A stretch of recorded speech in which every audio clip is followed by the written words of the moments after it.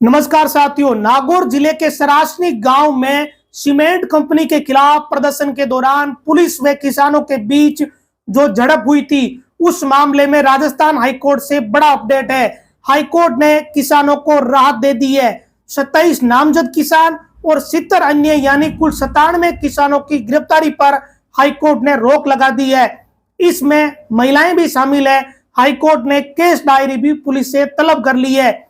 ये मामला नागौर जिले का एक चर्चित मामला रहा है, क्योंकि इस पूरे प्रकरण में जब किसान प्रदर्शन कर रहे थे, करीब 140 दिनों तक किसानों ने सरासनी गांव में धरना दे रखा था कि जेएसडब्ल्यू सीमेंट कंपनी ने उनको जमीन खरीद के दौरान सही कीमत नहीं दी।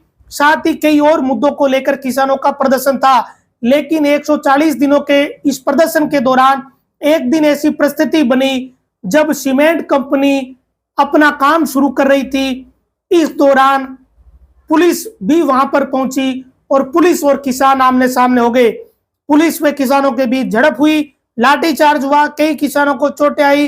पुलिस की भी एक गाड़ी का कांच टूटा, 1-2 पुलिसकर्मियों को चोटें भी आई। इतना कुछ हुआ और इस तरफ जहां रोड थाने के एसएचओ ने इन किसानों के खिलाफ मुकदमा दर्ज करवा दिया। 27 किसानों सहित कुल 97 किसानों के खिलाफ राजकार्य में बाधा पहुंचाने, जान से मारने की कोशिश करने, दंगा करने जैसी धाराओं में मुकदमा दर्ज हुआ। यानी गंभीर प्रवृत्ति की धाराएं किसानों के खिलाफ लगी जो अपने हक के लिए प्रदर्शन कर रहे थे, और ये मुकदमा थाने के एसएचओ ने दर्ज कराया। अब इस मामले में पुलिस के लिए एक तरीके से ये बैकफुट वाली स्थिति है, क्योंकि हाईकोर्ट ने किसानों को राहत दे दी है। पुलिस की तरफ से ही मामला दर्ज है, पुलिस ही मामले की जांच कर रही है और हाईकोर्ट ने किसानों को राहत दी है। हाईकोर्ट में किसानों की तरफ से जो वकील पेश हुई, उन्होंने अलग अलग दलीलें रखी, जिसमें मुख्यतः ये बात बताई कि किसान शांतिपूर्वक प्रदर्शन कर रहे थे, उनके पास कोई हथियार नहीं थे, उन्होंने इस तरह की कोई प्लानिंग नहीं कर रखी थी।